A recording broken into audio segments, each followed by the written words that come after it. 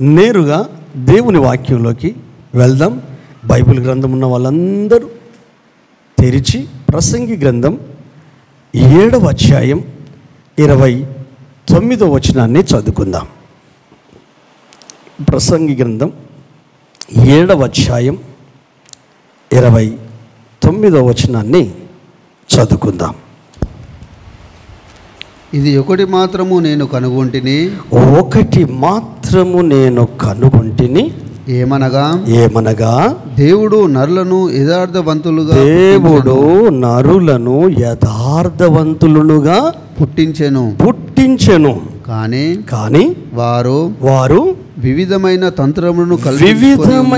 తంత్రములు కల్పించుకొని ఉన్నారు. హల్లెలూయా. జాగ్రత్తగా అందరు గమనించండి. దేవుడు మనుషుల్ని ఎలా పుట్టించాడట చెప్పండి? యథార్థవంతులు. ఇంటెగ్రిటీ, నిజాయితీ అంటే 2 తీర్లు కాదన్నట్టు, 2 టైప్ కాదు. ఎలా అని మీరు అంటారా? ఆదికాండం చూస్తే మనకు తెలుస్తుంది. ఎందుకు? దేవుడు సృష్టిని కలుగజేశాడు. మొదటి అధ్యాయంలో ఒక్కొక్క వచనం 4వ వచనం చదవండి. మొదటి అధ్యాయం 4వ వచనం చదవండి. వెలుగు మంచిదైనట్టు దేవుడు చూచెను, దేవుడు వెలుగును చీకటిని వేరుపరిచెను. ఆమేన్, హల్లెలూయా. తర్వాత 10వ వచనం ఒకసారి చదువు. దేవుడు ఆరిన నేలకు భూమి అని పేరు పెట్టెను, జలరాశికి ఆయన సముద్రంలని పేరు పెట్టెను. అది మంచిదని దేవుడు మంచిదని. తర్వాత 12వ వచనం చదువు. భూమి గడ్డిని తమ తమ జాతి ప్రకారము విత్తనములిచ్చు చెట్లను తమ తమ జాతి ప్రకారము తమలో విత్తనములు గల ఫల వృక్షములు మొలిపింపగా అది మంచిదని దేవుడు చూచెను. అది మంచిదని. 18వ వచనం చదువు. భూమి మీద వెలిగించుటకును పగటిని రాత్రిని ఏలుటకును వెలుగును చీకటిని వేరుపరచుటకును దేవుడు ఆకాశ విశాలమందు వాటిని ఉంచెను, అది మంచిదని దేవుడు చూచెను. 21వ వచనం చదువు. దేవుడు జలములలో వాటి వాటి జాతి ప్రకారము జలములు సమృద్ధిగా పుట్టించిన మహామృక్షములను జీవం కలిగి చెల్లించు వాటన్నిటినీ దాని దాని జాతి ప్రకారము రెక్కలు గల ప్రతి పక్షిని సృజించెను, అది మంచిదని దేవుడు చూచెను. 31వ వచనం. దేవుడు తాను చేసినది యావత్తును చూసినప్పుడు అది చాలా మంచిదిగా ఉండెను. హల్లెలూయా. ఇప్పుడు దేవుడు చేసిన సృష్టి క్రమాన్ని బట్టి దేవుడు ఎలాంటి వాడు? చాలా మంచివాడు. 31వ వచనం ఏముంది? మంచోడు, చాలా చాలా మంచోడు, నాకు దొరికిన నా యేసుడు చాలా గొప్పోడు, చాలా చాలా గొప్పోడు, నేను నమ్మిన నా యేసుడు చాలా మంచోడు, చాలా చాలా మంచోడు, నాకు దొరికిన నా యేసుడు చాలా గొప్పోడు, చాలా చాలా గొప్పోడు, నాకు దొరికిన నా యేసుడు మాటలలో చెప్పలేనంత, చేతలలో చూపలేనంత, మాటలలో చెప్పలేనంత, చేతలలో చూపలేనంత, చాలా చాలా చాలా చాలా చాలా మంచోడు, చాలా చాలా చాలా చాలా చాలా గొప్పోడు. హల్లెలూయా. ఇప్పుడు చెప్పండి, దేవుడు యథార్థవంతుడా కాదా? హల్లెలూయా. అంటే ఆయన హృదయం ఎలా ఉందో ఆయన చేసే పనులు అలా ఉన్నాయి. ఆయన చేసిన సృష్టి ఉంది కదా, సృష్టి ఈరోజు వరకు క్రమము తప్పలా. ఆయన క్రమాన్నొక్కటి ఏర్పాటు చేశాడు. ఆ క్రమాన్ని రైట్ నౌ, ఈరోజు వరకు రైట్ నౌ ఆకాశమందు పెద్ద జ్యోతిని చిన్న జ్యోతిని నక్షత్రాలను కలగజేశాడు కదా, అవి కాలములను సమయములను సూచనలుగా ఉంచాడు. ఈరోజు 24 hours అని ఎట్లా లెక్క చెప్పగలుగుతున్నాం?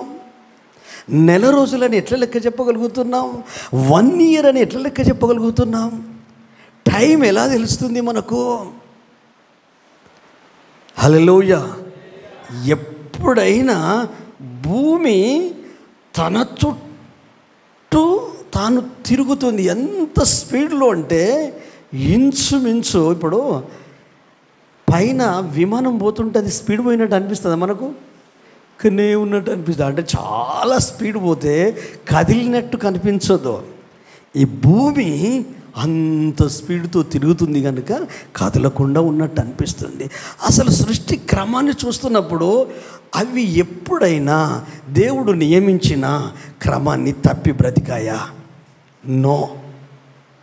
అన్ని గ్రహాలే, సౌర కుటుంబం, సూర్య కుటుంబం, 9 గ్రహాలు ఉంటాయి కదా, భూమి ఒకటి గ్రహం. అసలు సైన్స్ తెలిస్తే, సైన్స్ తెలిసిన ప్రతి వ్యక్తి కూడా దేవుణ్ణి స్తుతిస్తాడండి. రోమ గ్రంథకర్త అంటాడు, సృష్టిని గురించి ఆలోచించడం వలన వారు నిరుత్తరులై ఉన్నారు. నా జ్ఞాపకం సరి అయితే 1వ అధ్యాయంలో అనుకుంటాను, చూడండి ఒక్కసారి. రోమిలకు రాసిన పత్రిక, ఎందుకంటే సందర్భం వచ్చినప్పుడు చదివిస్తే మంచిదని చిన్న ప్రయత్నం. ఒకవేళ మీకు ఐడియా ఉంటే రెఫరెన్స్ చెప్పి జ్ఞాపకం చేయండి.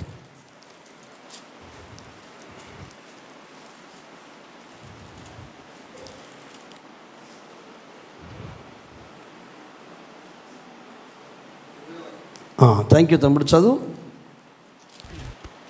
ఆయన అదృశ్య లక్షణములు, వెరీ గుడ్, అనగా ఆయన నిత్యశక్తియు దేవత్వమును జగదుత్పత్తి మొదలుకొని సృజింపబడిన వస్తువులను ఆలోచించుట వలన తేటపడుచున్నది కనుక వారు నిరుత్తరులై ఉన్నారు. జవాబు దొరకదు. ఎందుకు? గుడ్డు ముందా కోడి ముందా అంటే జవాబు దొరకదు. గింజ ముందా చెట్టు ముందా అంటే జవాబు దొరకదు. హల్లెలూయా. కానీ ఆది కాండంలో జవాబు ఉంటుంది.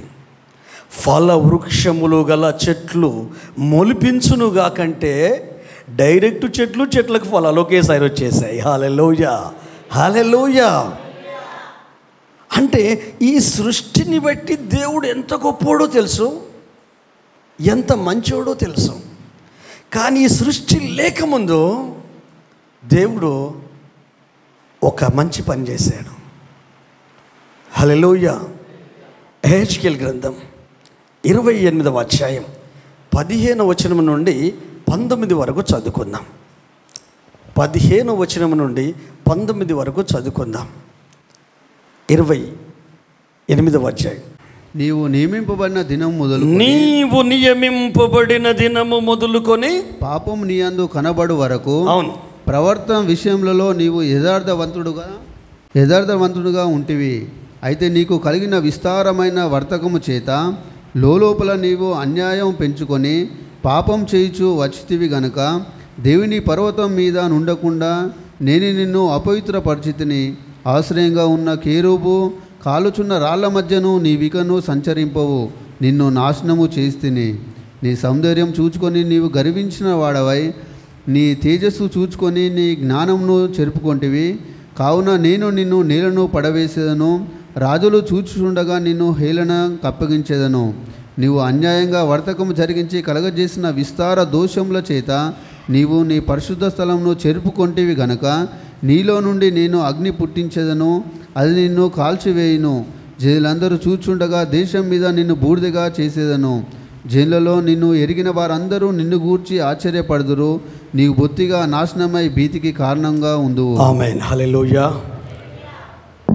మొట్టమొదట దేవుడు పరలోకంలో ఏదైనా వనం, దేవుని తోట ఏదైనా వనం, అక్కడ ఒక కేరూబును చేశాడట 9 వైడూర్యాలతో, రత్నాలతో. 11వ వచనం చదివితే అదంతా వివరణ ఉంటుంది. కానీ ఈ అభిషేకం పొందిన కేరుబు విచిత్రమైన మ్యూజిక్ అసలు ఇష్టపడని వ్యక్తులు ఎవరు ఉండరండి. అది పరలోకంలోనే జస్ట్ ఇట్లా రెక్కలిటంటే విచిత్రమైన మ్యూజిక్, సంగీతానికి పితామహుడు వాడు లూసిఫర్ గాడే. అయితే అతడు యథార్థంగా ఉన్నాడు, కానీ వాడు యథార్థతను వదిలిపెట్టాడట. హల్లెలూయా. 15 వచనం చదువు. ఇప్పుడు చదివిన నీవు నియమింపబడిన దినం మొదలుకొని పాపం నీ యందు కనబడు వరకు ప్రవర్తన విషయంలో నీవు విషయంలో యథార్థంగా ఉన్నావు. ఇంకా ఈ భూమి ఆకాశము ఇప్పుడు మనం చదివిన ఈ ఆదికాండం ఇంకా నిర్మించబడలేదు.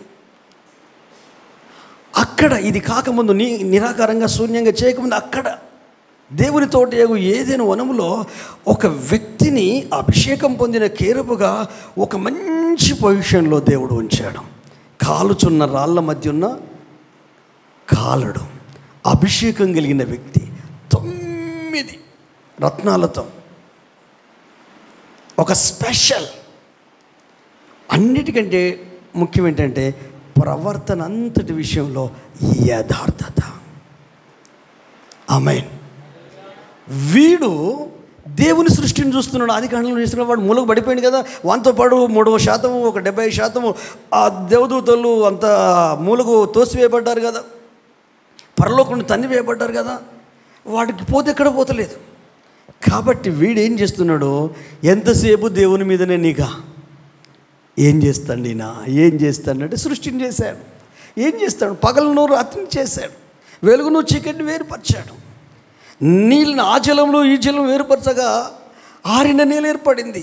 ఆ విషయాలను ఈ విషయాలు వేరుపరిస్తే అటు ఆకాశం ఇటు భూమి అయిపోయింది. ప్రతిదీ మంచిది మంచిది మంచిది అని చేస్తున్నాడు. 2వ అధ్యాయంలోకి వస్తే మొదటి నుంచి కొన్ని వచనాలు చదువుదాం. ఆదికాండం 2వ అధ్యాయం. ఆకాశంను భూమిని వాటిలో ఉన్న సమస్త సమూహమును సంపూర్తి చేయబడెను. అవును. దేవుడు తాను చేసిన తన పని 7 దినముల్లోగా సంపూర్తి చేసి తాను చేసిన తన పని అంతటి నుండి 7వ దినంన విశ్రమించెను. కాబట్టి దేవుడు ఆ 7వ దినంను ఆశీర్వదించి పరిశుద్ధపరచెను. ఏలయనగా దానిలో దేవుడు తాను చేసినవన్నట్టు సృజించినట్టు తాను పని అంతటి నుండి విశ్రమించెను. ఆమేన్. హల్లెలూయా. తర్వాత 3-5 వచనం చదువు. అది వరకు పొలమందలి ఏ పొదయు భూమి మీద నుండలేదు, పొలమందలి ఏ చెట్టును మొలవలేదు. ఏలయనగా దేవుడైన యెహోవా భూమి మీద వాన కురిపించలేదు, నేలను సేతపరచుటకును నరుడు లేడు. అయితే ఆవిరి భూమి నుండి లేచి నేల అంతటినీ తడిపెను. దేవుడైన యెహోవా నేల మట్టితో నరును నిర్మించి వాని నాసిక రంధ్రంలోను జీవవాయును ఊదగా నరుడు జీవాత్మ ఆయను. దేవుడైన యెహోవా తూర్పున ఏదెనులో ఒక తోట వేసి తాను నిర్మించిన నరుని దానిలో ఉంచెను. మరియు దేవుడైన యెహోవా చూపునకు రమ్యమైనదియో ఆహారమునకు మంచిదిన ప్రతి వృక్షంను ఆ తోట మధ్యను జీవవృక్షను మంచి చెడ్డల తెలివినిచ్చు వృక్షంను నేల నుండి మొలిపించెను. మరియు ఆ తోటను తడుపుటకు ఏదెనులో ఉండి ఒక నది బయలుదేరి అక్కడి నుండి చీలిపోయి 4 శాఖలాయెను. మొదటి దాని పేరు పీషోను. అది హవిలా దేశము చుట్టూ పారుచున్నది. అక్కడ బంగారం ఉన్నది. ఆ దేశము బంగారము శ్రేష్టమైనది. అక్కడ బోలంను గోమేధికంను దొరుకును. 2వ నది పేరు గిహోను. అది కూషు దేశం అంతటి చుట్టూ పారుచున్నది. 3వ నది పేరు హిద్దికేలు. అది అషూరు తూర్పు వైపున పారుచున్నది.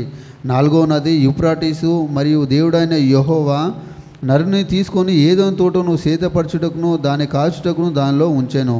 మరియు దేవుడైన యెహోవా ఈ తోటలోనున్న ప్రతి వృక్షంలోనూ నీవు నిరభ్యంతరంగా తినవచ్చును. అయితే మంచి చెడ్డలు తెలివినిచ్చు ఫల వృక్షంలోనూ తినకూడదు. నీవు వాటిని తినుదినంన నిశ్చయంగా చచ్చెదవని నరునికి ఆజ్ఞాపించెను. మరియు దేవుడైన యెహోవా నరుడు ఒంటరిగా ఉంట మంచిది కాదు, వానికి సాటి అయిన సహాయం వాని కొరకు చేయుదని అనుకొనెను. దేవుడై యెహోవా ప్రతి భూజంతువులను ప్రతి ఆకాశ పక్షిని నేల నుండి నిర్మించి ఆదాము వాటికి ఏ పేరు పెట్టనో చూచుటకు అతని యొద్దకు వాటిని రప్పించెను. జీవం గలగా ప్రతి దానికి ఆదాము ఏ పేరు పెట్టనో ఆ పేరు దానికి కలిగెను. ఆమేన్. హల్లెలూయా. గట్టిగా చప్పట్లు కొడదామా? ప్రభువుని స్తుతిద్దామా? హల్లెలూయా. ఈ సృష్టినంతా ఎవడు చూస్తున్నాడు? పడిపోయిన ఉన్నాడు చూడు, వాడు చూస్తాడు.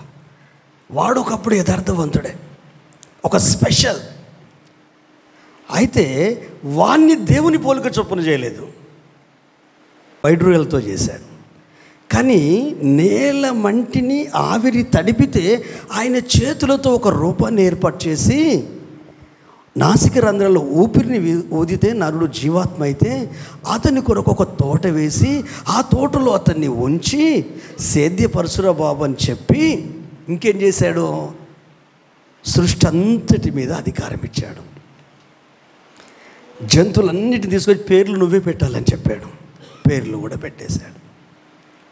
తర్వాత ఒక్కడుంటే బాగుండదని అమ్మాయిని కూడా ఇచ్చాడు. అవ్వను అమ్మాయిని ఇవ్వకముందు ఈ చెట్ల ఫలములలో దేనినైనా నిరభ్యంతరంగా తినవచ్చు. 17 వచనం చదువు. 17. అయితే మంచి చెడ్డల తెలివినిచ్చు వృక్ష ఫలములను తినకూడదు, నీవు వాటిని తినదినముగా నిశ్చయంగా చచ్చేదవని నరునికి ఆజ్ఞాపించాడు. ఆమేన్. దేవుడు ఖచ్చితంగా మాట్లాడిండు. ఈ తోటలో ఏ వృక్ష ఫలములైనా తినొచ్చు, కానీ ఒకటి మంచి చెడ్డలు తెలివినిచ్చే వృక్ష ఫలము చూడు, అది నీవు తినొద్దు. తింటే వస్తావు. ఒకటే మాట, దూడు లేదు, పెయింటింగ్ వేసుడు లేదు, గంచు పూతకు ఇది మన పెంకస్కు మట్టికి బంగారు పూత వేసేది లేదు. మిగతావన్నీ నిరభ్యంతరంగా తినొచ్చు, కానీ ఒక్క చెట్టు ఫలం ఉంది కదా, మంచి చెట్లు వివేకించి దాన్ని దినమున నిశ్చయంగా నువ్వు చూస్తావు. తర్వాత అవ్వను కలుగజేశాడు. దేవుని సృష్టి వండర్ఫుల్గా ఉంది.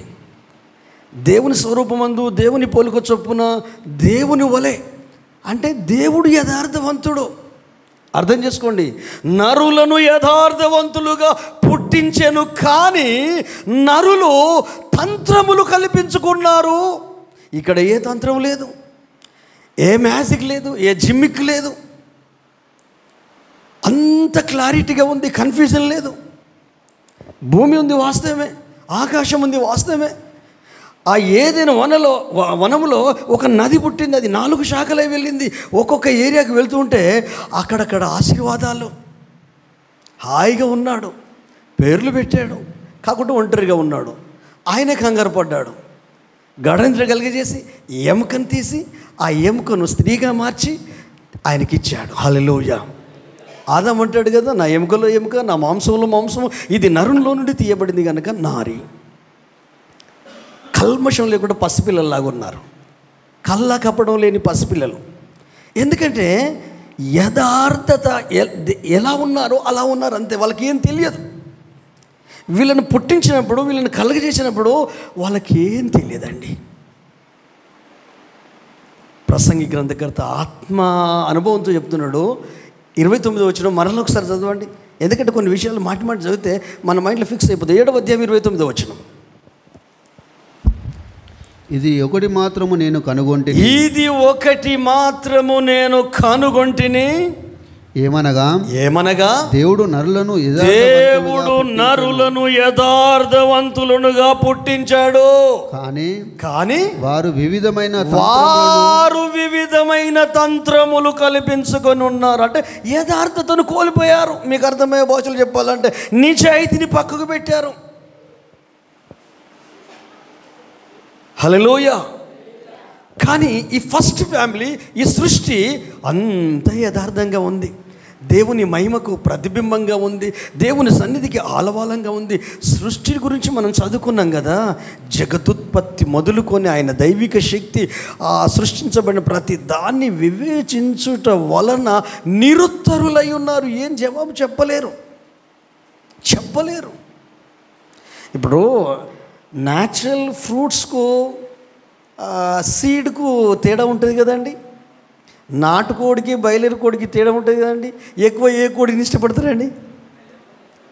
ఇష్టపడొద్దు. నాటుకోడి అయితే మంచిది. హల్లెలూయా. అంటే ఈ కాలం పిల్లలు కాబట్టి అదైతేనే నడుస్తుంది, నాటుకోడి అంటే నచ్చదు. కానీ నాటుకోడే సూపర్, న్యాచురల్. అది ఇది మనం తయారు చేసిందా? ఈ కరెంటు కోడ ఇది మనం పుట్టించింది. ఇది దేవునికి స్తోత్రం. అది దేవుని సృష్టి. దేవుని సృష్టి ఎప్పుడు ఒరిజినలేనండి, డూప్లికేట్ ఉండదు. అంటే మనకు అర్థమయ్యే భాషలో చెప్పాలంటే యథార్థత. యథార్థత అంటే లోపల ఏముంటే బయటకు అదే కనిపిస్తుంది, బయట ఏముంటే లోపల అదే కనిపిస్తుంది. ఆదాము వాళ్ళని ఎలా చేశాడంటే తన పోలిక చొప్పున తన స్వరూపమందు చేశాడు. కీర్తనకారుడు 8వ అధ్యాయం చదవాల్సిన అవసరం లేదు. నరుణ్ణి కొంచెము దేవుని కంటే తక్కువ వానిగా చేశాము. వీళ్ళు చాలా మంచోళ్ళండి, మనుషులందరూ మంచోళ్ళండి. వాళ్ళు ఏ మతంలో ఉన్న వాళ్ళైనా, ఏ కులస్తులైనా, ఏ కుటుంబంలో ఉన్న వాళ్ళైనా, ఏ గ్రామంలో ఉన్న వాళ్ళైనా, ప్రాంతీయ భేదం వచ్చిందనుకో, హెచ్చు తగ్గుల భేదం వచ్చిందనుకో, ఎక్కువ కులం తక్కువ కులం అనే భేదం వచ్చిందనుకో, అసలు ఫారిన్ కంట్రీస్లలో కులాలు ఉండవు. క్యాస్ట్ గీస్టు జాంతానాయి. కులం మనం పెట్టుకున్నదే, చేసే పనిని బట్టి, వృత్తిని బట్టి. రెండే కులాలే, స్త్రీ కులం, పురుషుని కులం, అంతే. ఈ రెండు జాతుల కులాలు లేవు. రెడ్డోని వస్తే రక్తం వెళ్తుంది, దొరనికి వస్తే రక్తం పాలు వెళ్తాయి, మనల్ని వస్తే రక్తం వెళ్తుంది అనేది సూత్రం కాదు. గాలి అన్ని కులాలను పిలుచుకోవాలి. హల్లెలూయా. అంతేనే కదా. నీళ్ళు అన్ని కులాలను తాగాలి. పలానా కులపోడు తాగిండు. ఈరోజు అంబేద్కర్ జయందా, ఆ చెరువులో నీళ్ళు తాగడానికి వెళ్తే రానికపోయేది. మన పిల్లలకు మన చరిత్ర చెప్పాలి, మూలలు చెప్పాలి. ఒట్టిగా వాక్యం చెప్పుడు కాదు. మనం భూమి మీద ఉన్నాం, సమాజంలో ఉన్నాం. మన దేశం విలువలు చెప్పాలి, మన ప్రాంతీయ విలువలు చెప్పాలి, మన తెలంగాణ విలువలు నేర్పించాలి. కథల్లాగా చెప్పాలి తల్లిదండ్రులు. ఒక బైబిల్ కథలు మాత్రమే కాదు. పరలోకం వెళ్తాం, కానీ వెళ్ళేలోపు భూమి మీద ఉంటావు కదా. భూమి మీద ఎన్నో మనం మెయింటైన్ చేయాలి. ఒక తండ్రిగా, తల్లిగా, ఫ్యామిలీగా, ఒక ఉద్యోగస్తుడిగా, ఉద్యోగస్తురాలుగా, తమ్మునిగా, చెల్లెగా, పిల్లలుగా, కుటుంబంగా, తల్లిదండ్రులుగా, అన్నదమ్ములుగా, సహోదరులుగా ఎన్నో బాధ్యతలు ఉన్నాయి. మల్టీ టాలెంట్ ఉంది ప్రతి ఒక్కరి లోపల. దాన్ని వాడాలి కదా. ఓ 2-3 వాడుతున్నాం, దాంతోనే తృప్తి పడుతున్నాం. Very bad. హల్లెలూయా. కానీ 3వ అధ్యాయం మొదటి నుంచి కొన్ని వచనాలు, ఆదికాండం. వాడు ఓర్వు లేనివాడు ఒకడు ఉన్నాడు కదా, గిట్టని వాడు ఒకడు ఉన్నాడు కదా, లూసిఫర్ గాడు. వాడు ఏం చేస్తున్నాడు చూద్దాం. దేవుడని యెహోవా చేసిన సమస్త భూ జంతువుల్లో సర్పం యుక్తి గలదై ఉండెను. అవును. అది ఆ స్త్రీతో, ఇది నిజమా? ఈ తోట చెట్లలో దేని ఫలములైనను మీరు తినకూడదని దేవుడు చెప్పెనా అని అడిగాను. అందుకు స్త్రీ, ఈ తోట చెట్ల ఫలములను మేము తినవచ్చును. అయితే తోట మధ్య ఉన్న చెట్ల ఫలములను గూర్చి దేవుడు మీరు చావకుండునట్లు వాటిని తినకూడదనియో వాటిని ముట్టకూడదనియో చెప్పెనని సర్పంతో అనెను.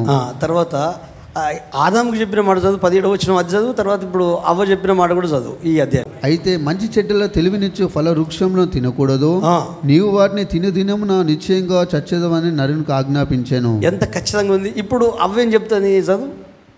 అయితే తోట చెట్ల మధ్య ఉన్న చెట్ల ఫలములను గూర్చి దేవుడు మీరు చావకుండునట్లు మీరు చావకూడదనియో వాటిని ముట్టకూడదని చెప్పానని సర్పంతో అనెను. చేంజ్ చేశాను. ఈమె చెప్పే విధానం చూడు. ఆదాము నుండి అవ్వ దగ్గరకు వచ్చే వరకు విధానం మారిపోయింది. మేము ముట్టకూడదనియో, మేము చావకూడదనియో, మేము తినకూడదనియో అని చెప్పింది. వాడు మెల్లగా ఏం చేశాడు కదా, చదవాల్సిన అవసరం, ఆ కథ అంతా మనకు తెలుసు. మెల్లగా ఆమెకు ఏం చేశాడంటే, పిచ్చిదానా, ఎవరు చెప్పారు మీరు దేవతలు అయిపోతారు అని పోపేసిండు. వేసి ఈమె జర తటపాయిస్తుంది. సరే నువ్వు తినకు అవ్వ, చూస్తే తప్పేంది అంటే చూడడం ప్రారంభిస్తే వివేకము, అందము, జ్ఞానము ఇది మైండ్లో కనిపిస్తున్నది. వెంటనే తిని ఆదాముకి ఇచ్చింది. ఇద్దరు దిగంబర్లు అయిపోయారు. ఇప్పుడు ఏది మిస్ అయింది? యథార్థత మిస్ అయింది. అర్థమైందా? యథార్థత అంటే వాళ్ళు వాళ్ళలాగా లేరు, మీరు మీలాగున్నారు. ఒకసారి ప్రశ్నించుకోవాలి. దేవుడు మిమ్మల్ని రక్షించినప్పుడు ఫైర్, ఆదాము అవ్వలు ఒక ఉన్నతమైన మహిమలో ఉన్నారు. వెంటనే తోటలోకి వెళ్ళి చెట్ల చాటుకు దాక్కున్నారట దేవుని శబ్దం విని. ఆదామా ఎక్కడున్నావంటే అయ్యా మేము నీ దగ్గరికి రాలేమయ్యా, మా జీవితం బట్టబయలైపోయింది, యథార్థతను కోల్పోయాం, భక్తిని కోల్పోయాం, నీతి తప్పాం, నిజాయితీని వదిలిపెట్టాం, నువ్వు చెప్పినట్టుగా మేము బ్రతకలేదు. నిజాయితీ అంటే అదే కదండి, మాట కట్టుబడి ఉండడం. కాబట్టి అరే మీరు దిగంబరులు అయిపోయారు. అవునయ్యా, మరి మీకు తెలియజేసిన వాడేవాడు దిగంబరులు అంటే? నువ్వు నాకు పెళ్లి చేసావు కదా అమ్మాయిని, అక్కడన్నా ఒప్పుకుంటున్నాడా? యథార్థత తప్పును ఒప్పుకుంటున్నాడా? ఒప్పుకుంటలేడు. ఆమె అడిగితే స్త్రీ సర్పం మోసలేడు. అప్పుడు సర్పాన్ని శపించాడు, తర్వాత స్త్రీని శపించాడు, తర్వాత పురుషుని శపించాడు. నీవు మన్నే గనక మన్నైపోతావు, నీవు బ్రతుకు దినములన్నీ నేలకు చేరు వరకు చెమటోడ్చి కష్టపడుతావు. మీ నిమిత్తము ఈ శ్రేష్టమైన ఈ భూమి ముండ్ల పొదలు గచ్చ పొదలు మొలిపిస్తుంది. ఇప్పుడు చెప్పండి, కష్టాలు ఎందుకు వస్తున్నాయి చెప్పండి, శ్రమలు ఎందుకు వస్తున్నాయి చెప్పండి, ఇబ్బందులు ఎందుకు ఎదురవుతున్నాయి చెప్పండి, కన్నీళ్ళు ఎందుకు ఎదురవుతున్నాయి చెప్పండి, చనిపోవాలన్న ఆలోచన ఎందుకు వస్తుంది చెప్పండి, మన జీవితం మీద మనకు విరక్తి కలగడానికి రీజన్ ఏంటి చెప్పండి. ఇప్పుడు చెప్పండి, యథార్థతను మిస్ అవ్వడం వలన శ్రమల పాలైపోతాం. హల్లెలూయా. ఈ యథార్థను వీళ్ళు మిస్ అయ్యారు. దేవుని మాటను పెడచెవిన పెట్టి వారికి నచ్చినట్టు జీవించారు. అప్పుడు భూమి శపించబడింది. మీ నిమిత్తము ఈ భూమిని నేను శపిస్తాను. అది ఆ మాటలు చదువు, వాళ్ళ ముగ్గురిని శపించింది చదువు. ముందు సర్పాన్ని శపిస్తాడు, ఆ వచనం చదువు, అదే 3వ అధ్యాయంలో. అందుకు దేవుడని యెహోవా, వెరీ గుడ్, సర్పంతో నీవు దీన్ని చేసినందున పశువులన్నిటిలోను భూ జంతువులన్నిటిలోను అవును నీవు శపించబడిన దానవై నీ కడుపుతో ప్రాకుచు పొట్టతో ప్రాకుతూ బ్రతుకు దినములన్నీ మన్ను తింటావు. మరియు నీకును స్త్రీకిని నీ సంతానమునకు ఆమె సంతానమునకు వైరము కలుగజేసను అని నిన్ను తల మీద కొట్టును, నీవు దాన్ని మడమ మీద కొట్టుదు అని చెప్పాను. ఆయన స్త్రీతో నీ ప్రయాసమును నీ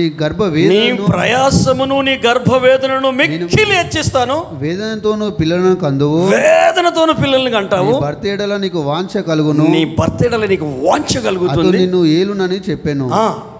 ఆయన ఆదాంతో నీవు నీ భార్య మాట విన్నావు, తినవద్దని నేను నీకు ఆజ్ఞాపించిన ఫలవృక్షములను తింటివి గనుక యథార్థతను కోల్పోయావా?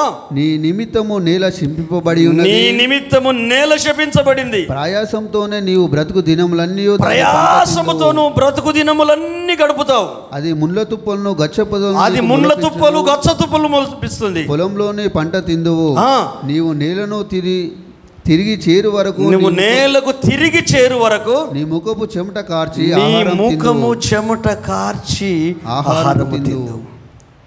ఈ శ్రమలు ఎక్కడి నుంచి వచ్చాయండి? ఇప్పుడు చెప్పండి, దేవుని పిల్లలారా, పరిశుద్ధులారా, శ్రమ రాగానే కంగారు పడతాము. ఒక్కసారి మనం క్రాస్ చెక్ చేసుకోవాలి కదా. హల్లెలూయా. ఆదాము వాళ్ళు చెక్ చేసుకోవాలి కదా. భూమి ఎందుకు శపించబడింది? ఎందుకు ముండ్ల పొదలు గచ్చ పొదలు మొలిపించింది? ఎందుకు నువ్వు మన్నే కనుక మన్నైపోతావని చెప్పింది? నువ్వు బ్రతుకు దినములు నేలకు చేరు వరకు చెమటోడ్చి ఆహారము తింటావు. ఎప్పుడైతే యథార్థత మిస్ అయిందో ఆ రోజు నుండే శ్రమలు స్టార్ట్ అయ్యాయి. నువ్వు సైతాన్ పేరు చెప్తున్నావు, ఇంకెవరు అవతల పేరు చెప్తున్నావు, ఇంకెవరి పేరు చెప్తున్నావు, కానీ సైతాన్ పేరు చెప్తున్నావా? వాడు నిన్నెప్పుడో చాలా మార్చేశాడు. నీ వ్యక్తిత్వం డూప్లికేట్ అయిపోయింది, నీ విశ్వాసం డూప్లికేట్ అయిపోయింది, నీ భక్తి డూప్లికేట్ అయిపోయింది. పరిస్థితులు మారిన, మనసులు మారిన, ప్రాంతాలు మారిన, తల్లక్రిందులైన మన్ను ఏకమైపోయినా నీ యథార్థతను వదిలిపెట్టొద్దు. మీరు అనొచ్చు, పాస్టర్ గారు కష్టాలు వచ్చినప్పుడు యథార్థంగా ఉండడం సాధ్యం కాదు. ఒకవేళ మీరు ఇంతగా చెప్తున్నారు, యథార్థంగా ఉన్న వాళ్ళు బైబిల్లో ఎవరైనా ఉన్నారంటే మనకెవరు గుర్తొస్తారు చెప్పండి? టక్కున వెరీ గుడ్, హల్లెలూయా. నిజంగా యోబు పిల్లలు చనిపోయారండి, పిల్లలు చనిపోయారు, ఆస్తి పోయింది, విలువ పోయింది, గౌరవం పోయింది. 7 కొడుకులు ఒకే రోజు, 3 కూతుర్లు ఒకే రోజు, భార్య తాను తప్ప ఇంకెవ్వరు లేరు, ప్రాణ స్నేహితులు ఏడ్చినట్టు అవమానపరిచారు. అక్క చెల్లెళ్ళు దూరం అయిపోయారు. వీడు దరిద్రుడు, వీనికి ఏముంది? హల్లెలూయా. డబ్బును బట్టి మనిషికి విలువిస్తే వాళ్ళు మనుషులే కాదు. పొలాన్ని బట్టి, ఇల్లును బట్టి, ఉండే బిల్డింగ్ను బట్టి మనిషికి విలువిస్తే అది దాన్ని బట్టి ఇచ్చారు కానీ నిన్ను బట్టి కాదు. హల్లెలూయా. ఒక ఉద్యోగాన్ని బట్టి విలువిస్తే వాళ్ళకు ఉద్యోగం ఉంది కాబట్టి విలువిస్తుంది. అదొద్దు. యాజ్ ఏ కామన్ మ్యాన్గా, ఒక దేవుని పోలికగా ఉన్న మనిషిగా, ఒక దేవుని కుమారుడిగా, దేవుని కుమార్తెగా నీవు విలువివ్వడం ప్రారంభించావనుకో యథార్థత ఫామ్ అయిపోద్ది. ఈ పరిస్థితులు ఎప్పటికుండండి? యవన బలం ఎప్పటికుంటుందా? ఇప్పుడు 20 సంవత్సరాల వయసులో ఉన్నప్పుడు నాకున్న బలం ఇప్పుడు 40 దాటింది ఉంటుందా? నాకు 70 సంవత్సరాలు ఉంటుందా? మరి మురుస్తారా ఈ యవనస్తులు? మురువద్దు. ఎందుకంటే మీరు కూడా ముసలోళ్ళు అవుతారు. మీ బలం కూడా ఉడిగిపోద్ది, మీ ముఖం కూడా ముడతలు పడుద్ది. హల్లెలూయా. ఇది శాశ్వతం కాదు.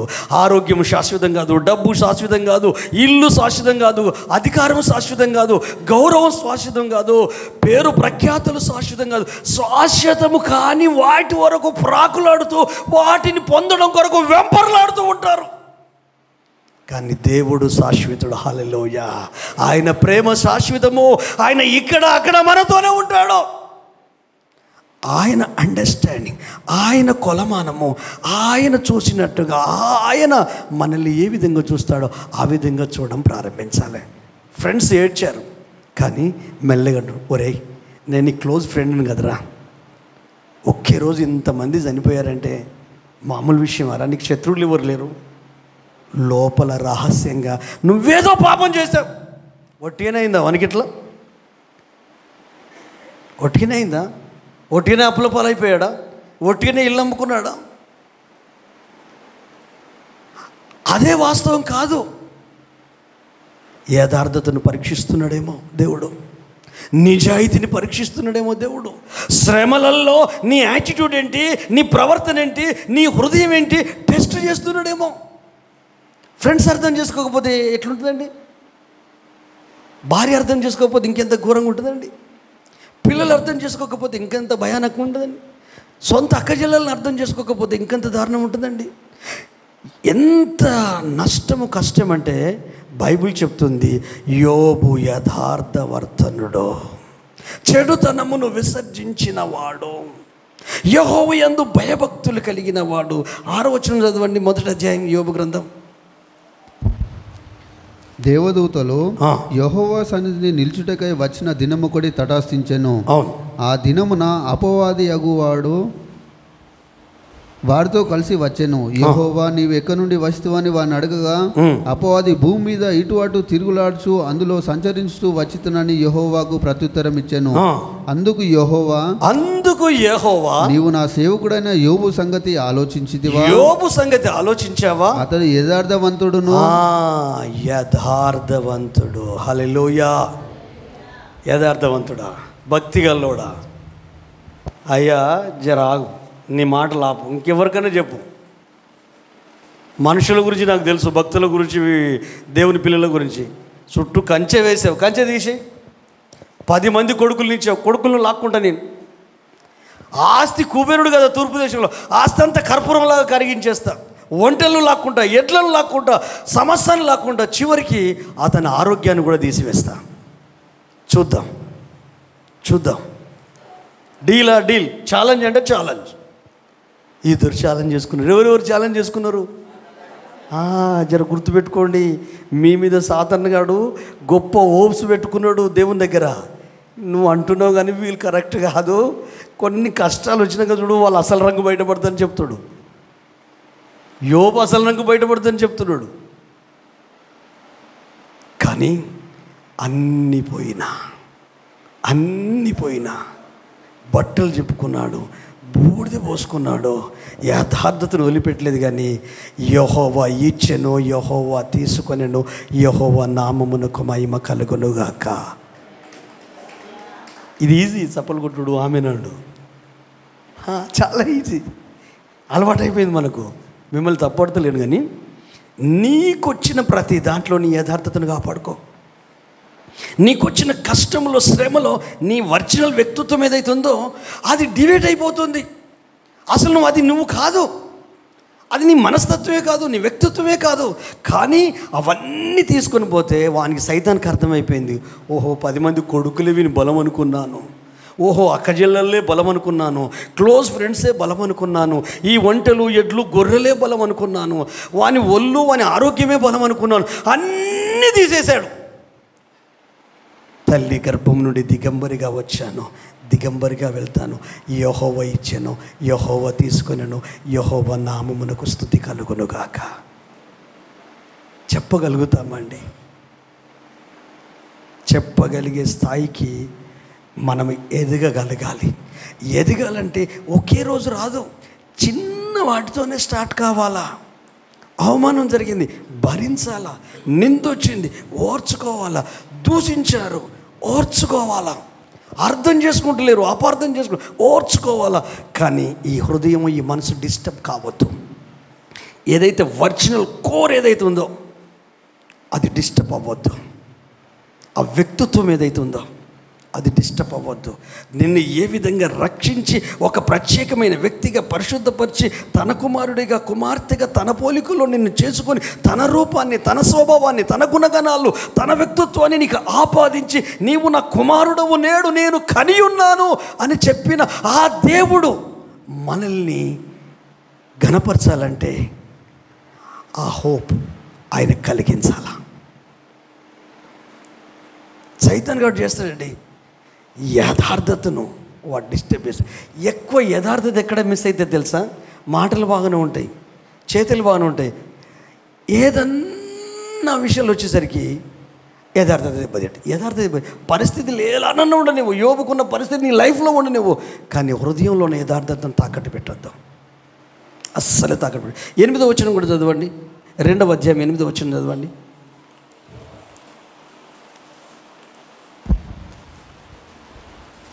అతడు ఒళ్ళు గోకుంటకై చిల్లపెంకు తీసుకొని బూడిదలో కూర్చుండగా అతని భార్య వచ్చి, నీవు ఇంకనూ యథార్థవంతును వదలకుందువా, నీవు ఇంకనూ యథార్థతను వదలకుందువా, దేవుని దూషించి మరణం కమ్మనెను. దేవునికి స్తోత్రం, హల్లెలూయా. అంటే దాడి ఎక్కడ జరుగుతుంది? ఆస్తి మీద కాదట. దాడి ఎక్కడ జరుగుతుంది? పిల్లల మీద కాదట. దాడి ఎక్కడ జరుగుతుంది? ఒంటెలు వాటి మీద కాదట. దేని మీద దాడి? సైతాను మీ యథార్థత. హల్లెలూయా.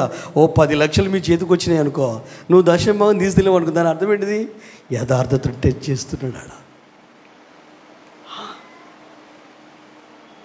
ఉదయకాలం ప్రార్థన చేయాలి. నువ్వు ప్రార్థన చేయవు, పొరపాటున మీ ఇంటికి వచ్చాను, మీరు ఉదయకాలం ప్రార్థన చేస్తారప్పుడు అంటే, అమ్మో ప్రతిరోజు నేను ప్రార్థన చేస్తా.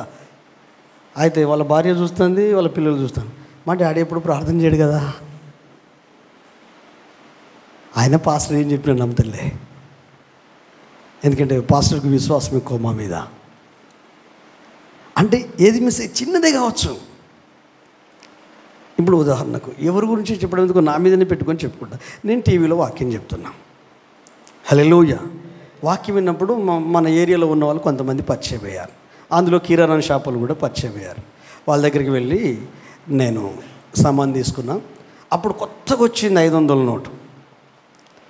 అది కొంచెం గుర్తించుడు కష్టమే ఉండేది. కాబట్టి నేను ఇచ్చింది, ఆయన ఏ కాయలు ఉన్నాడో 500 నోటు నేను ఇచ్చాను అనుకున్నాడు. ఆయన గల్లపెట్టెలో చూసుకొని నేను ఇచ్చింది 100 రూపాయల నోటు. నాకు సమానిచ్చాడు, 100 రూపాయలు సమానిచ్చాడు, తిరిగి 400 ఇచ్చాడు. తిరిగి 400 ఇచ్చాడు. నా గురించి ఆయన మంచి సాక్ష్యం విన్నాడు, మంచి మనిషి అని. ఇప్పుడు నేను అది లెక్క పెట్టేటప్పుడే నాకు తెలిసిపోతుంది, 400 ఎక్స్ట్రా వస్తున్నాయి, ఈయన ఏదో కాయలు ఉన్నాడు అని ఇట్లనే అనుకుంటున్నా తీసుకుంటున్నా. లెక్క పెట్టేటప్పుడు కాదు అని అనొచ్చు కదా, నేను అనలా. మళ్ళీ అవి తీసుకున్నా, మాట్లాడుతున్నా, జేబులో పెట్టుకున్నా. తర్వాత మనసు ఎందుకో ఒప్పుకుంటలేదు, మళ్ళీ తీసుకొని ఇచ్చేస్తే ఆ మనిషి ఏమంటాడు తెలుసా? పాస్టర్ గారు, మీ గురించి చాలా విషయాలు విన్నాను, నేను కావాల్సుకునే 400 ఎక్స్ట్రా ఇచ్చాను మీకు, మీ నిజాయితీ ఏంటో తెలుసుకుందామని, మీ యథార్థత ఏంటో తెలుసుకుందామని. అప్పుడు ఏది క్యారెక్టర్ దెబ్బతింటుందా లేదా? క్యారెక్టర్ దెబ్బతింటుందా లేదా? ఏ విషయంలో మన క్యారెక్టర్ దెబ్బతింటుందో తిరిగి కట్టుకుందాం. హల్లెలూయా. ఎందుకంటే బలపరిచేది దేవుడు, ఆరోగ్యం ఇచ్చేది దేవుడు, ఆయుష్ని పొడిగించేది దేవుడు, రేపొద్దున రెండవ రాకడలో మధ్యాకాశంలోకి వచ్చేది దేవుడు. మన పిల్లల్ని, మన కుటుంబాన్ని, మనకున్న బాగోగులన్నిటినీ చూసుకునేది దేవుడు. దావీదులాగా నేను బ్రతుకు దినములన్నీ కృపాక్షేమాలే నా వెంట వచ్చును. హల్లెలూయా. సైతాన్ యొక్క క్విక్ ఏంటంటే, పాపం నువ్వేది కావాల్సుకొని చెయ్యవు, వాడు సైతాన్ అన్నట్టు కూడా నీకు చెప్పాడు. ఎందుకంటే ఇప్పుడు అన్ని ఖర్చులు వస్తాయి, ఇటు దశంభాగం వస్తుంది. అప్పుడు ఏమనిపిస్తుంది నీకు? అందదా దశమానే ఉంది. ఆనెస్ట్. అసలు నువ్వు మిస్ అయ్యేదానివా, మిస్ అయ్యేవాడివా? అసలు ఏంటి అసలు ఇంట్లో ఎంత ఇబ్బంది ఉన్నా ఎంత నమ్మకంగా ప్రభు పాదాల దగ్గర పెట్టేదానివి. అంటే మెల్లమెల్లగా నీకున్న శ్రమలు ఎక్కువైపోయాయి, కష్టాలు ఎక్కువైపోయాయి. ఇక దీన్ని వాడడం మొదలు పెడతాం. దీన్ని వాడడం అంటే ఎట్లా చేస్తున్నావు? మళ్ళీ మనకు తెలియకుండా ఏమైందంటే మన మనస్సాక్షి మనల్ని తృప్తిపరుస్తా అంటే తృప్తిపరచొద్దు, నిద్ర పట్టవద్దు మనకు. ఎందుకంటే దేవునికి చెందింది మనం వాడుకుంటే మనం ప్రశాంతంగా ఉండొద్దు. ఆ ఆనెస్ట్ అది మిస్ అయింది, అది మిస్ అవ్వద్దు. అంటే ఒక్క విషయంలో చెప్తున్నాను, దాన్ని వేరే విధంగా ఆపాదించుకోండి. ప్రతి విషయంలో చూసుకోండి, ప్రతి విషయంలో ఎక్కడెక్కడ యథార్థతను మిస్ అయ్యావు. అసలు ఇప్పుడున్న నువ్వు కాదు, నిన్ను నువ్వు ఎప్పుడో మిస్ అయ్యావు. ఎందుకు నిన్ను నువ్వు కలుసుకోవద్దు? నీది కాదు ఆ క్యారెక్టర్, నీ లైఫ్ స్టైల్ అది కాదు, నీ విధానం అది కాదు. యోబు లాంటి మనస్తత్వం, ప్రాణం పోయినా ప్రభు కొరకు, కుటుంబం కొరకు, ఫ్యామిలీ కొరకు నిలబడే మనస్తత్వం, సత్యం కొరకు నిలబడే మనస్తత్వం, యథార్థత కొరకు నిలబడే మనస్తత్వం. సైతానుకు తెలుసు ఎక్కడ మనం పడిపోం, పాపంలోనో ఇంకో దాంట్లో ఎన్నో పడిపోం. కానీ యథార్థతను మిస్ చేస్తాడు వాడు, యథార్థతను మిస్ చేస్తాడు. దానియేలు 6వ అధ్యాయం 21 నుంచి 23 వచనం చదువుకుందాం. నేను ముగింపులోకి రాబోతున్నాను. శ్రమలలో యథార్థతను వదలకుండా ఉన్న వ్యక్తుల గురించి మాట్లాడుతున్నాను. యథార్థతను వదిలిపోవడం వలన వచ్చిన శాపము, రోగము, నిందలు, కష్టాలు, కన్నీళ్ళు, బాధలు, ఏదైనా వనంలో ఉన్న ఆ ప్రాబ్లమ్స్ అన్నిటిని మనం క్యారింగ్ చేస్తున్నామేమో అది కూడా గుర్తు చేసుకుందాం. 6వ అధ్యాయం 21 నుంచి 23 వరకు.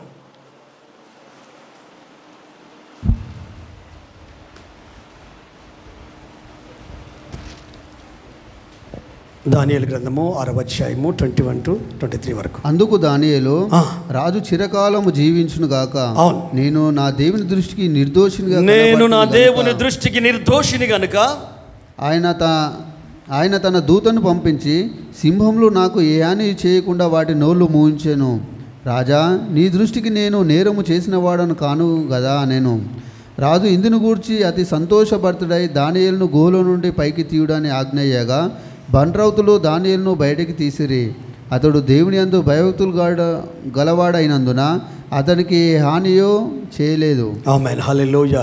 గట్టిగా చప్పట్లు కొట్టి ప్రభువుని స్తుతిద్దామా. ఈరోజు మీరు కాపాడబడుతున్నారంటే, కొద్దో గొప్ప నెమ్మదిని, ధైర్యాన్ని, సంతోషాన్ని అనుభవిస్తున్నారంటే ఎక్కడో మూలలో ఉన్న మీ యథార్థతను బట్టే, మీ నిజాయితీని బట్టే. ఇతని లోపల లోపం లేదు, తప్పు దొరకబడదామని మొత్తం టీం అంతా నిఘా పెట్టారు. అధిపతులు, మంత్రులు, పెద్ద పెద్ద వాళ్ళు.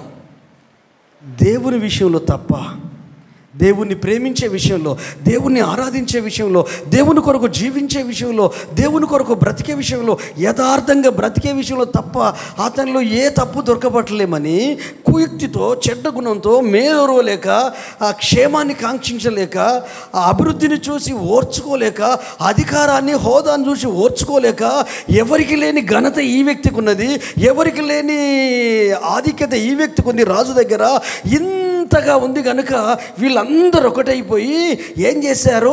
అందరు ఎమ్మెల్యేలు అయిపోతే, ఎంపీలు అందరూ ఒకటైపోతే, ఇప్పుడు ముఖ్యమంత్రి ఏం చేస్తాడు? ఎమ్మెల్యేలు అందరూ ఒక దిక్కుపోతే ఏం చేయలేరు. ఎంపీలందరూ ఒకటైపోతే ప్రధానమంత్రి ఏం చేస్తాడు? ఏం చేయలేడు. కాబట్టి వీళ్ళందరూ సంతకాలు చేసి, అయ్యా మీరు ఫైనల్ సంతకం చేయి అని చక్రవర్తి చెప్పారు. ఏం లేదు, రాజా మీరే ఇప్పుడు ఒక నెల రోజులు మాకు దేవుడు. హల్లెలూయా. ఏమంటున్నారు వీళ్ళంతా? మీరే మాకు నెల రోజులు దేవుడు, మీకు తప్ప మేము ఎవరికి ప్రార్థన చేయొద్దు, మీకు తప్ప ఎవరికి మేము చెప్పొద్దు. అదేందుకని వలన మనల్ని పొగిడితే, మన గురించి మంచిగా మాట్లాడితే మనకు తెలియకుండా అదేదో ఆనందం అనిపిస్తుంది. ఏం ఆనందమో తెలియదు, తప్పింపైపోతాం. వద్దు వద్దు, దేవునికి స్తోత్రం. అదే మీ కొంపలు ముంచుతుంది, అదే మీ క్యారెక్టర్ను దెబ్బతీస్తుంది. హల్లెలూయా. అది వాస్తవం అయితే నవ్వి ఊరుకో, అంతే.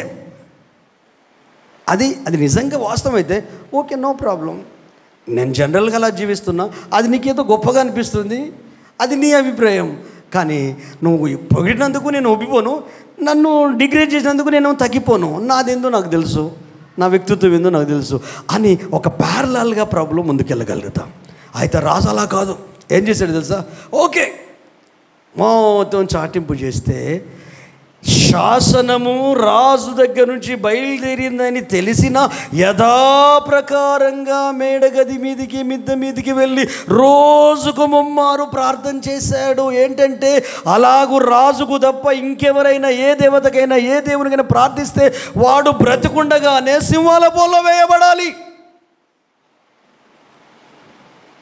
మనం బీజేపీ గురించి వింటేనే గడగడ ఉంటుంది. మనం ఎందుకు ఈ శ్రమల గురించి మాట్లాడిపిస్తున్నాడో నాకు తెలిసి ప్రిపేర్ చేస్తున్నాడేమో మనల్ని. హల్లెలూయా. ప్రాణం ఎప్పుడైనా పోతుందండి.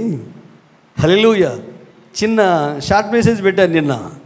అందరూ చనిపోతారు, మనము చనిపోతాం, బ్రతకడానికి ఎవరు రాలి. కానీ మన ఆత్మకు మాత్రం రక్షణ అది దేవుడే ఇచ్చేది. హల్లెలూయా. హల్లెలూయా. ఆ రాజు దృష్టికి వచ్చింది, అయ్యా ప్రపంచంలో అందరు వింటున్నారు కానీ పలానోడు దానియేలు ఎవరినైతే నువ్వు ఎక్కువ ప్రేమిస్తున్నావు, ఎవరినైతే నువ్వు ఎక్కువ ఇష్టపడుతున్నావో ఆయనకు అన్ని ఆధిక్యతలు ఇచ్చావు కదా, వాడే నీ మాటలు లెక్క చేస్తలేడయ్యా, నువ్వేమో వాని మీద ప్రేమలు పెట్టుకున్నావు అంటే లోపల బాధ అవుతుంది. ఆజ్ఞ తప్పదు, తీసుకుపోయి వేయండి అన్నాడు. కానీ మనస్ఫూర్తిగా చెప్తలేడు రాజు. ఆ రోజు నర్తనశాలకు వెళ్ళలేదు, డ్యాన్స్ చేయలేదు, మందు తాగలేదు, నిద్రపోలేదు, ఆల్ నైట్ ప్రార్థనలాగా ఒక అన్యుడైన రాజు. యథార్థత కొరకు అలాంటి రాజు లాంటి వాళ్ళు ఎంతోమంది నీకు అండగా నిలబడతారు. నీ యథార్థత వాళ్ళకు తెలుసు, నీ మంచితనం వాళ్ళకు తెలుసు, నీ నిజాయితీ వాళ్ళకి తెలుసు, నీ పిల్లల వ్యక్తిత్వం వాళ్ళకి తెలుసు, నీ వ్యక్తిగత జీవితం వారికి తెలుసు, నువ్వు బ్రతికే బ్రతుకు వారికి తెలుసు. వాళ్ళు అండగా నిలబడతారు. బాధపడుతున్నాడు, కృంగిపోతున్నాడు, ఏడుస్తున్నాడు. ఎప్పుడు తెల్లవారవుతుందా అని తెల్లవారుతుండగా ఆ సింహాల బోన్ దగ్గరికి వెళ్ళి, అది గుహ లోపల పైనుండి పిలుస్తున్నాడు, జీవము కలిగిన దేవుని సేవకుడవైన దానియేలు, నీ దేవుడు నిన్ను రక్షించనా అని డౌట్ఫుల్గానే మాట్లాడుతున్నాడు. అయిపోవచ్చు, ఎందుకంటే ఆకలితో ఉన్న సింహాలు యువకిషోరాలు, యవన సింహాలు, పళ్ళు శూలల్లాగా దంతల్లాగా ఉంటాయి, ఎముకలను కూడా కొరికి తినేస్తాయి. అయిపోయింది మనం అనుకున్నాం. కానీ ఒక యథార్థవంతుడు బాధపడుతున్నాడు, ఒక యథార్థవంతుడు నాశనం అయిపోతున్నాడు, ఒక యథార్థవంతుడు కష్టపడుతున్నాడు, ఒక యథార్థవంతుడు గిలగిల కొట్టుకుంటున్నాడు. ఏ తప్పు చేయకపోయినా, ఏ నేరం చేయకపోయినా పట్టుబడి జైల్లో అందులో పడేశారు అని రాజు బాధపడుతున్నాడు. కానీ ఎవరికైనా చెప్పగలుగుతున్నాడా? చెప్పట్లేదు. కానీ నేను అనుకుంటాను, జీవం కలిగిన దేవుడా, నీ అందు భయభక్తులు కలిగినాడు కదా, అతని మనస్తత్వం నాకు తెలుసు, అతని వ్యక్తిత్వం తెలుసు, అతని డిసిప్లిన్ తెలుసు, అతని ప్రవర్తన తెలుసు, అతని ఆనెస్ట్ తెలుసు, అతని నిజాయితీ తెలుసు. కానీ నువ్వే కాపాడయ్యా. ఒక అన్యుడు ప్రార్థన చేస్తున్నాడు. హల్లెలూయా. అలాగో మీ కొరకు అన్యులు సాక్ష్యం ఇచ్చుదురుగాక, మీ కొరకు అన్యులు ప్రార్థించుదురుగాక, యేసు నెరగని వాళ్ళు మీ కొరకు తహతహలాడుదురుగాక, మీరు బయటపడడం కొరకు వాళ్ళు మనసు పూర్తిగా మనము నమ్మిన దేవునికే ప్రార్థన చేసుదురుగాక. అలాంటి వారిని మీ కొరకు దాచి ఉంచాడు. మీ యథార్థతను బట్టి, మీ నిజాయితీని బట్టి, ప్రభు ఎడల ఉన్న అంకిత భావాన్ని బట్టి, ప్రభు కొరకు జీవించే ఆ విశ్వాస పటిమను బట్టి, పట్టుదలను బట్టి, నిరీక్షను బట్టి మీరు జీవించే జీవితాన్ని మీ ప్రవర్తనలో, మీ క్రియలలో, మీ మాటలలో చూపించే విధానాన్ని బట్టి వీళ్ళు తట్టుకోలేక లేనిదొక ఆజ్ఞ జారీ చేసి రాజుతో సంతకం చేయించి సింహాల బోన్లో పడేస్తే ఆ రాజు మాత్రం నిద్రపోడే, బాధపడతాడే, కన్నీళ్లు కార్స్తాడే, కృంగిపోతాడే, నర్తనశాలకు వెళ్ళడే. కానీ నీకు తెలిసిన వాళ్ళు ఎంతోమంది భారతీయులు, హల్లెలూయా, ఒక్క దినమన్నా ఉపవాసం ఉండి ప్రార్థన చేస్తున్నావా? 3 పూటలు తింటున్నావు, నచ్చిన ఫుడ్, నచ్చిన కర్రీ వండుకొని తింటున్నావు. ఈ ఎండాకాలం ఏ జ్యూసులు కావాలంటే ఇంట్లోనే చేసుకొని తాగుతున్నావు, వద్దనా? కానీ ఒక్కరోజు, ఒక్క పూట మణిపూర్ లాంటి వాళ్ళ కొరకు, జార్ఖండ్ లాంటి వాళ్ళ కొరకు, బంగ్లాదేశ్ లాంటి వాళ్ళ కొరకు, భారతదేశం లాంటి వాళ్ళ కొరకు, హల్లెలూయా. క్రైస్తవులైన చాలామంది కష్టాలలో ఉన్నారు, శ్రమలలో ఉన్నారు, హల్లెలూయా. మీ ఆత్మీయ కాపరి కూడా శ్రమల గుండనే వెళ్తున్నాడు. చిన్న ప్రేయర్, ఒక్క కన్నీటి బొట్టు నువ్వేం చేయకపోయినా ఆర్ట్ఫుల్గా నీ కొడుకును, నీ కూతురును, నీ పిల్లల్ని ఎట్లా ప్రేమిస్తావో అట్లా ఒక చిన్న కన్నీటి బొట్టు విడగలుగుతావా? ఆకాశమందున్న దేవుడు శ్రీమంతుడు కదా, ఆయన చేస్తాడు. ఎన్నో చేశాడు మనందరి జీవితంలో. ఆయన చేసి వచ్చి జీవము కలిగిన దేవుని సేవకుడు అయిన దానియేలు, నీ దేవుడు నిన్ను రక్షించనా అంటే రాజు చిరంజీవగునుగాక. ఏం సంభాషణ అది! అంత బాధలో ఉన్న వ్యక్తి, అంత టెన్షన్లో ఉన్న వ్యక్తి చెయ్యని నేరానికి నేను బలైపోతున్నా, నన్ను ఎవ్వరు అర్థం చేసి, ఇంత మంచి చేసిన, రాజుకు మేలు చేసిన, రాజ్యానికి మేలు చేసిన, లెక్కల విషయంలో మేలు చేసిన, ఇంతగా చూసుకుని, ఇంత నిజాయితీగా, ఇంత భక్తిపరుడుగా, ఎంత యథార్థంగా ఏం ఆశించకుండా బ్రతికిన నన్ను వీళ్ళు సింహము వేస్తారని కొమిలిపోలే, బాధపడలేదు.